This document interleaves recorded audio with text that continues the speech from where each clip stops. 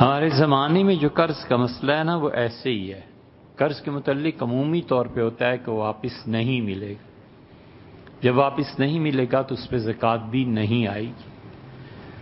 اور ایک صورت یہ ہے کہ وہ واپس دے گا.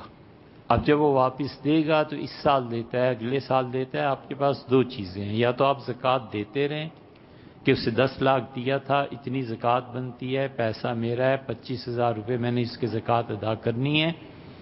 آپ کو اللہ تعالیٰ اس بات کا ثواب دے گا، اور اس انتظار کا بھی جو انتظار آپ کو ہے اس کے رقم کے ملنے کا، کیونکہ اللہ تعالیٰ نے فرمایا کہ ان کا نذو عسرۃ، اور جو لوگ اپنے قرض کی ادائیگی نہیں کر سکتے تو ان کو مہلت دینا واجب ہے، ضروری ہے. فنظرۃ الی میسرہ، انہیں اتنی مہلت ملنی چاہیے کہ ان کا ہاتھ کھل جائے. تو یا آپ ثواب لے لیں اور یا پھر آپ پیسے لے لیں، ایک ہی چیز ہو سکتی ہے.